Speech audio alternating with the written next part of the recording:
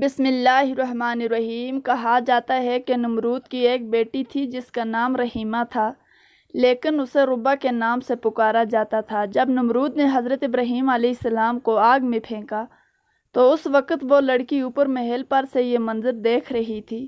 جب حضرت ابراہیم علیہ السلام کو آگ میں نماز ادا کرتے ہوئے دیکھا اور آپ کے ارد گرد بہت سارے گلاب کے پودے اور پانی اور درختوں کو دیکھا جن پر پرندے چہچہا رہے تھے، تو دل میں کہنے لگی کہ میرا باپ تو کچھ بھی نہیں ہے، قدرت، عزت اور بادشاہی تو رب العالمین کی ہے، جو ابراہیم کا رب ہے۔ میرا والد تو جھوٹا اور عاجز ہے، آدمی کو ہلاک کرنے پر بھی قادر نہیں۔ وہ یہ سوچتی اکیلی ہی اپنے محل سے نکلی اور اس آگ کے قریب آ گئی۔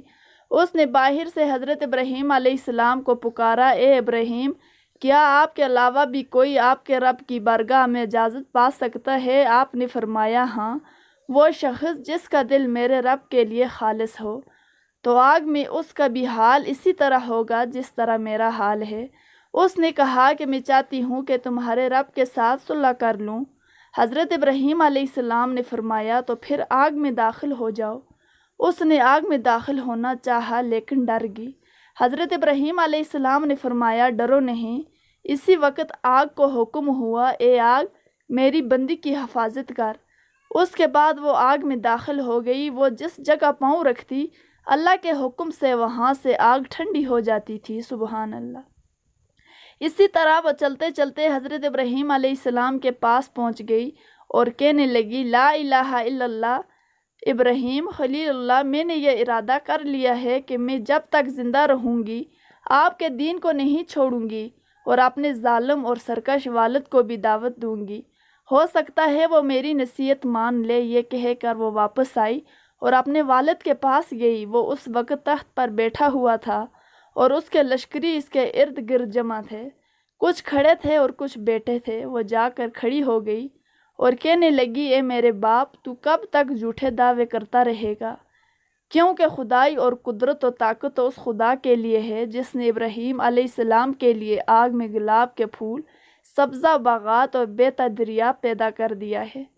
بادشاہی تو اسی کی ہے، تیری کیا بادشاہی ہے؟ تو ایک آدمی کو گزن پہنچانے کے لیے عاجز ہے اور اس پر قادر نہیں۔ ساتھ ہی اس نے کلمہ پڑھا، لا الہ الا اللہ، ابراہیم خلیل اللہ۔ اس کا لعنتی باپ یہ بات سن کر غصے میں آ گیا اور اس سے کہنے لگا، اپنی دین سے پھر جا، اپنی جان پر ظلم نہ کرو، ورنہ میں تجھے ایسی سزا دوں گا کہ دنیا والے اس سے عبرت حاصل کریں گے۔ اس نے کہا کہ میں دین حق کو ہرگز نہیں چھوڑوں گی اور نہ ہی اپنے رب کی نافرمانی کروں گی، تو جو چاہے کر لے۔ اس نے یہ سن کر اپنے کرندوں کو حکم دیا تو انہوں نے اس کے کپڑے اتار دیے اور اسے پیٹنا شروع کر دیا، لیکن وہ اپنے دین سے نہ پھری۔